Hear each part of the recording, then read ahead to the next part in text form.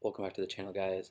So as of lately, I've been seeing a lot more things coming out of Vans as far as their waffle type of construction, from their classic vulcanized shoes to now they have Wafflecup, which is introduced many years ago through the process of making a shoe called the Stage 4, and they had four different people representing it, four different colorways, a low and a high top version of the shoe, to now the Wafflecup being in the original Gilbert Crockett 1. Then they had the Kyle Walker Pro debut it, and now the Gilbert Crockett 2. And then if you go to some of the BMX uh, different types of shoes for Vans, but their line, they have some Wafflecup, and I think it's a old school and also a skate high. And now they have a Waffle Control, which is debuting on Elijah Pearl's uh, brand new pro model shoe from Vans. So I wanted to kind of do a side-by-side comparison of the two, to be able to just kind of go over what each one of them is and just the expectations for both when it comes to picking out the right type of shoe. So with that being said, let's get into it. So taking a look at the Vans Wafflecup that was introduced years ago, they had four different people representing the Stage 4. So there's four different stages that got to the initial final shoe that came out. You had Chris Fanner, Gilbert Crockett, Chima Ferguson, and Andrew Allen, all representing a different color of the shoe. Chris Fanner and Gilbert Crockett having the high top versions or mid tops, and then you had the Chima Ferguson and Andrew Allen shoes, which were lows. And what they were trying to do was seamlessly blend the idea of having a more supportive, thicker heel and a much thinner forefront of the shoe where the toe was, to give the ability of having a vulc-like feel and more board control in the front while being able to be structurally supportive for impact in the heel. And so with that said, once the success of the shoe was seen through Vans, they decided to start incorporating that type of sole construction into other shoes. The first one debuting in the Gilbert Crockett 1.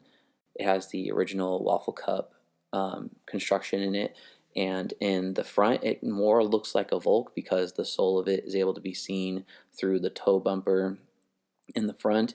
And if you look on the bottom on the sole of the shoe, you can actually see how it is still an actual cup sole by design. When it comes to shoes, that you're either going to have it be a vulc or you're going to have it be a cup. If it's something like this, it's a thinned out cupsole shoe. It's never going to be an actual half vulc, half cup. All they're doing is they are thinning out the forefront of the shoe where the toe is, and they're filling it in with either having a little bit of a thicker insole in the front to kind of make up for some of that feel, or they would have a little bit of a thicker midsole towards the front to be able to kind of compensate for that.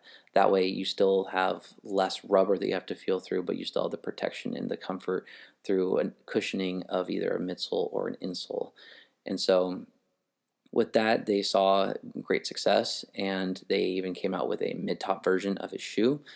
And once that shoe, the success was evident through Vans, they decided to incorporate that construction in the Kyle Walker Pro, which took a lot of influence from the original Rally, as well as a heavy influence from the Gilbert Crockett 1. So it actually has a little bit of a different type of sole to it. It's still a Wafflecup, but the construction on the bottom is a little bit different. I think possibly it's just a little bit thicker in the back. It is still the Wafflecup construction. It is very thin in the front.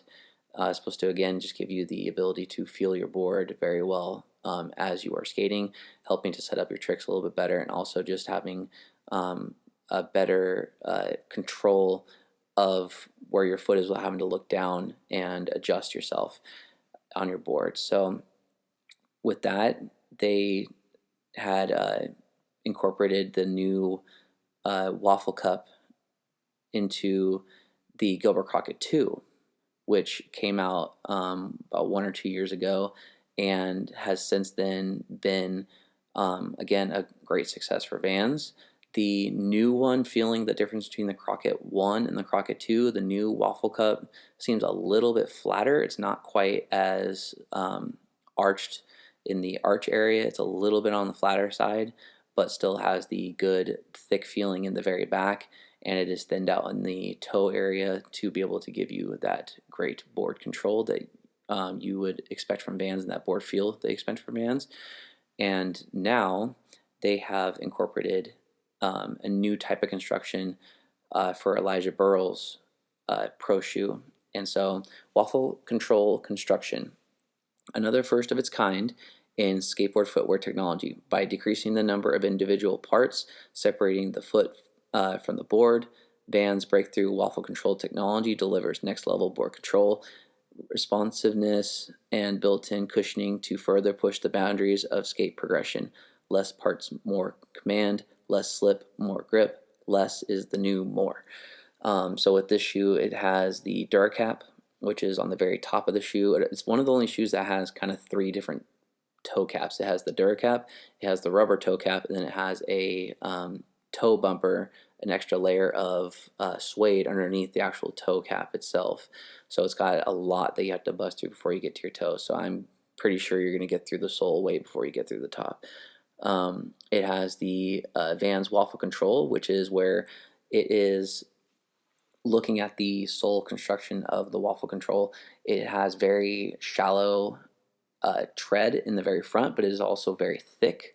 Compared to as you go towards the back, it starts to density wise, it gets really, really thin in the back. It's still thicker as far as the width that the sole has to it, but there's a lot less in between the actual treading, and a lot of the treading on the inner parts of it is hollow, so you can actually see the midsole and the insole through the sole construction.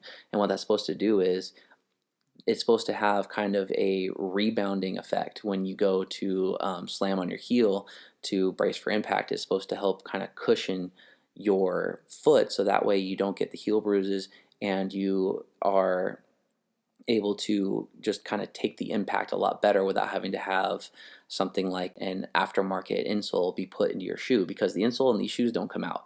It's all one piece. It is glued into there very, very well, so you can't just rip it out like you would traditional shoes. And it still has the same waffle grip to it. It's just it is more so, it is thicker in the front as far as the one solid piece and the density of it, but it thins out in the very back. It's still a little taller in the back when it comes to where your foot actually sits in the shoe, but it is nowhere near as dense as it is in the front. So that way you have what's supposed to be better board feel in the front and have a lot better impact protection and a lot more control over the whole shoe when wearing it. But looking at this side view here, what you see is it's still very, very thin in the front, and it still is quite, like I just said a little bit ago, it's still thick in the back, but it is really hollow as you go from where the insole is to the actual board itself. So that way everything is able to collapse and to take the impact very well. And one of the only problems that I've heard from a lot of people about this is pebbles. It gets really, really annoying having pebbles just get stuck in your shoe, to get a lot of sand to where it goes into where your actual sock is, and it causes a lot of irritation. But other than that, it is something that they're trying to implement to be able to see where they can go from there, because the new Ave shoe that's about to come out is supposed to be having something called Ultimate Waffle in it, to where it is supposed to be the now closest thing that we have to a vulcanized cupsole. So it is very, very thin from what I've been told. Some of the people that are on the slap forums have talked about it, and they say it feels amazing when they skate it, and it doesn't actually feel like a cupsole. You get all that benefit of a vulc, but all the protection of a cup. And I'm just waiting for that to come out to be able to give an opinion about that and to read up on what exactly it is. But what are your guys' thoughts? The take on the two, because I don't see Waffle Cup going anywhere. It's not. I don't feel it's going to be replaced by Waffle Control by any means. They're debuting this new technology in the Elijah Burrow Pro to see how it does aesthetically for the shoe. Everyone has their opinions. Some people really like the new look of the shoe. Some people don't like the look at all. But in the end, what they're trying to get is what the actual sole construction is beneficial, or if it's something that they can draw back on and just continue the Waffle Cup aspect of the soles. But again, what are your thoughts? Leave them in the comments below. If you're new to the channel, please make sure to hit the subscribe button, leave a like, and I will see you in the next video.